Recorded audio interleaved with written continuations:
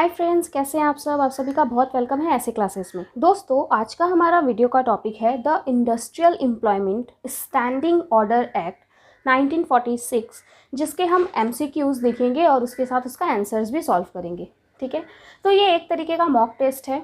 जब मैं आपको क्वेश्चंस पढ़ूंगी उसी टाइम अगर आपको आंसर्स आता है ऑप्शन देख के, तो आप आंसर को पहले कमेंट करिए। लास्ट में मैं आंसर्स चेक करूंगी और आप कमेंट में ज़रूर बताना कि आपके कितने आंसर्स सही मिले हैं। ठीक है, तो चलिए वीडियो शुरू करते हैं। और आप ज़रूर से आंसर्स अगर आपको आए तो पहले आप ज़रूर कमेंट करें। ये करने से क्या होगा, एग्जाम के लिए आपका कॉन्फिडेंस बढ़ जाएगा। ठीक है, तो चलिए वीडियो शुरू करते हैं। सबसे first, draft standing orders are to be submitted within. Standing orders के जो ड्राफ्ट बनते हैं, जो मैंने आपको वीडियो में बताया है सब कुछ, सारी इन्फॉर्मेशन। सो स्टैंडिंग ऑर्डर के ड्राफ्ट को सबमिट करना पड़ता है।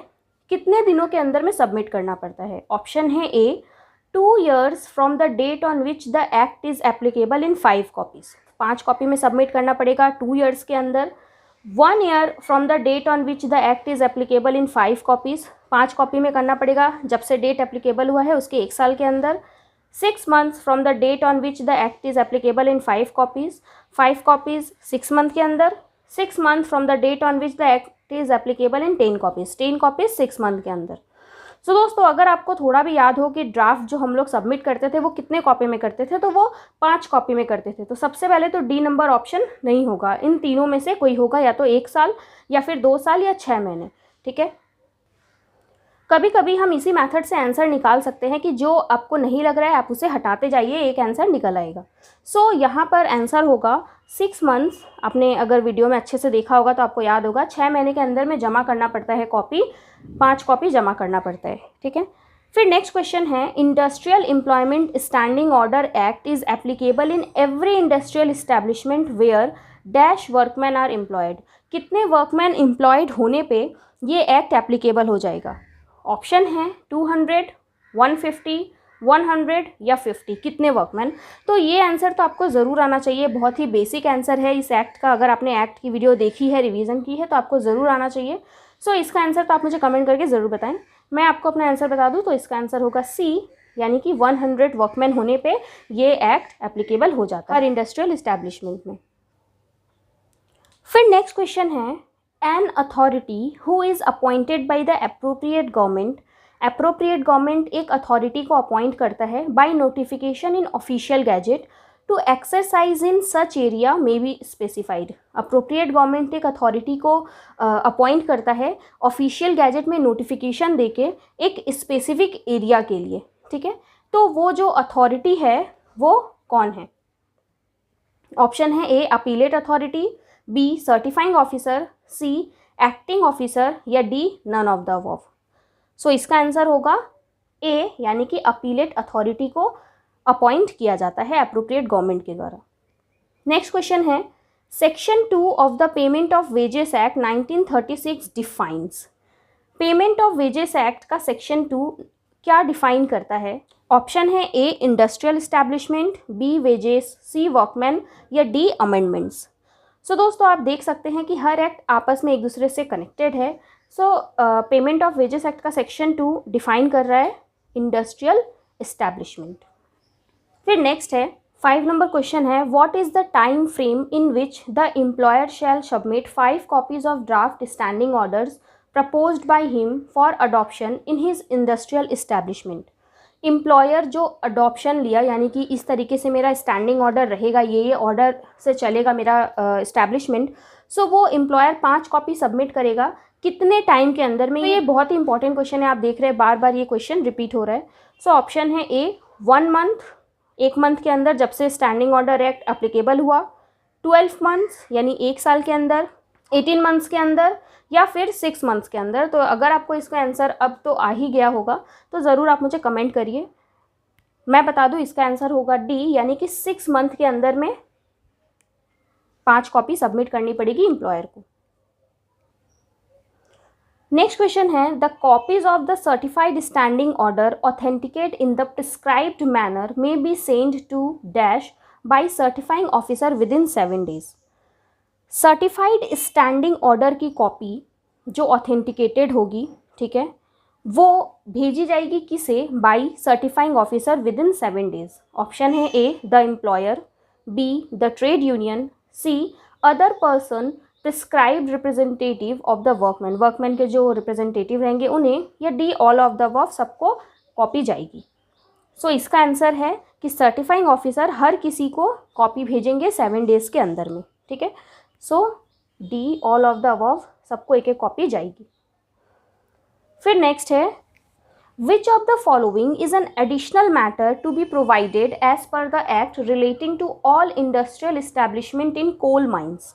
अगर इंडस्ट्रियल इस्टेब्लिशमेंट कोल माइन की हो, ठीक है, कोल माइन से रिलेटेड हो, तो उसमें एक एडिशनल मैटर भी जाएगा और भी कुछ लिखना पड़ेगा।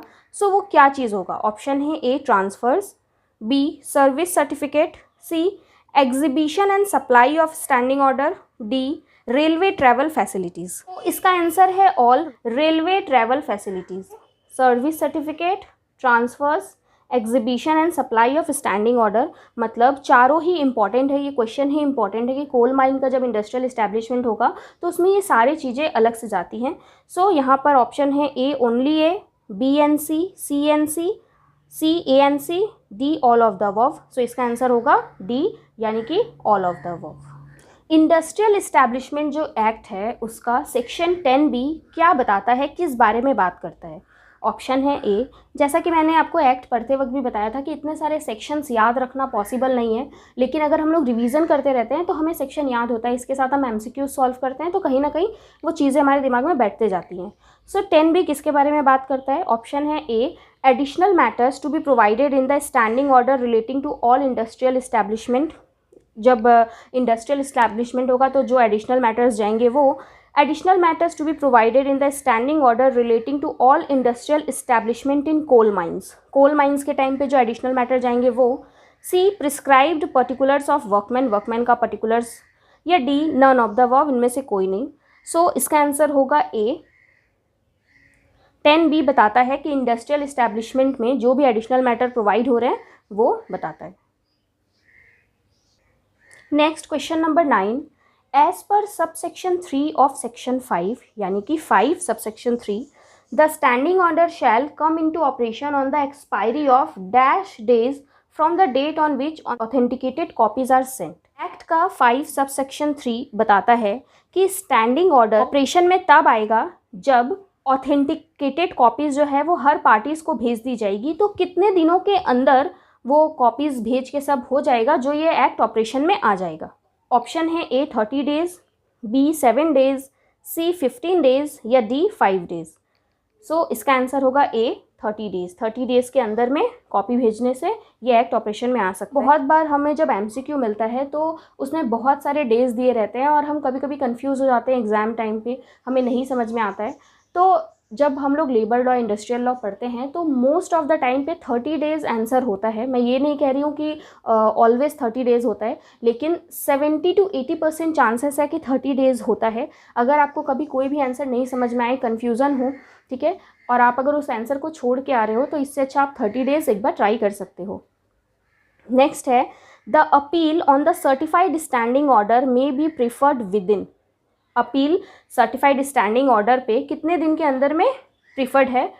Before the appellate authority. Appellate authority के पास जो अपील जाएगा स्टैंडिंग ऑर्डर को लेकर, सो वो कितने दिन के अंदर में जाएगा? ऑप्शन है ए 60 डेज़, बी 30 डेज़, सी 15 डेज़, या डी 19 डेज़। सो इसका आंसर भी होगा बी 30 डेज़। 30 डेज़ के अंदर में अपीलेट अथॉरिटी के पास अपील जाना चाहिए।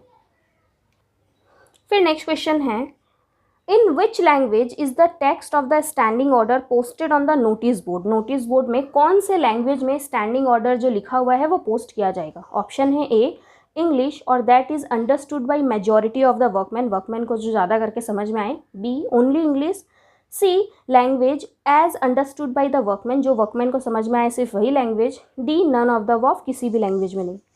सो दोस्तों, या तो इंग्लिश में या फिर और भी कोई ऐसा लैंग्वेज जो वर्कमैन को अंडरस्टूड हो, उस लैंग्वेज में स्टैंडिंग ऑर्डर पोस्टेड होता है। सो इसका आंसर होगा ए। फिर नेक्स्ट है how many copies have to be submitted to the certifying officer while making any modification in the standing order. अगर स्टैंडिंग ऑर्डर्स में कुछ मॉडिफिकेशन होता है, चेंजेस होता है, तो कितने कॉपीज़ सर्टिफाइंग ऑफिसर को सबमिट करना पड़ता है? ऑप्शन है A 10, B 4, C 5 या D 2। सो दोस्तों इसका 5 कॉपीज़ सबमिट करना पड़ता है सर्टिफाइंग ऑफिसर को। सो आप जो ये क्वेश्चंस यहाँ पे देख रहे हो, एग्ज़ाम में भी बिल्कुल इसी टाइप के क्वेश्चंस आपको देखने मिलेंगे, कॉमन क्वेश्चंस।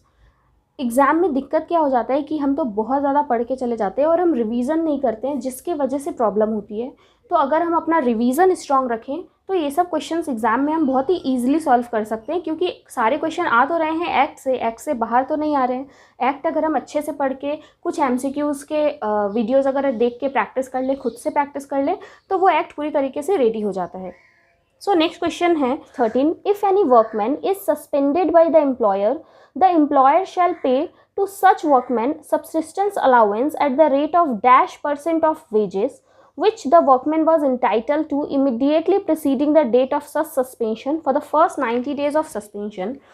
अगर कोई वर्कमैन को सस्पेंड कर दिया जाता है एम्प्लॉयर के द्वारा, तो एम्प्लॉयर को वर्कमैन को एक सब्सिस्टेंस अलाउंस देना पड़ेगा। तो कितना होगा, वो वेजेस का कितना % देना पड़ेगा for the first 90 days of suspension? Option है A 75%, B 50%, C 60% या D 70%। कितना % का अलाउंस देना पड़ेगा?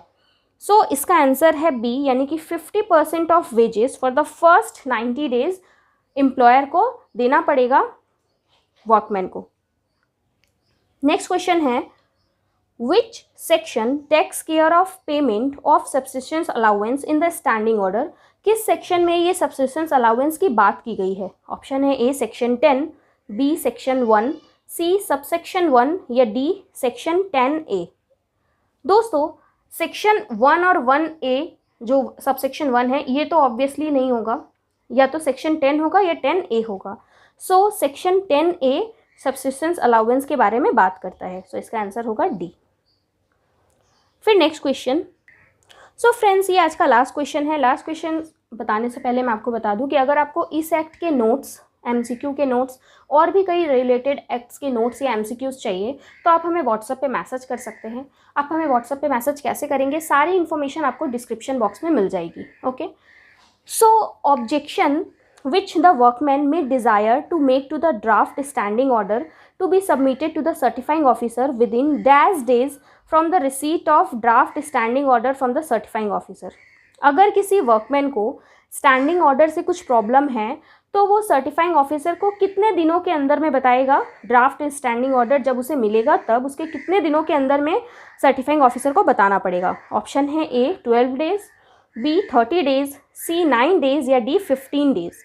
सो इसका आंसर होगा 15, यानी कि 15 डेज़ के अंदर में वर्कमैन को सर्टिफाइंग ऑफिसर को बताना पड़ेगा अगर स्टैंडिंग ऑर्डर में किसी तरीके की उसे प्रॉब्लम लग रही है तो दोस्तों ये था कुछ MCQ और उसका सॉल्यूशन।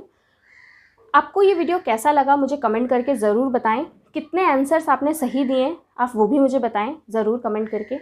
और अगर वीडियो अच्छी लगी तो प्लीज़ एक लाइक कर दें, चैनल को सब्सक्राइब कर ले ताकि जो भी वीडियोज़ और MCQ मिले वो फटाफट आप तक पहुंच जाए, आपसे वीडियो मिस ना हो। Thank you friends.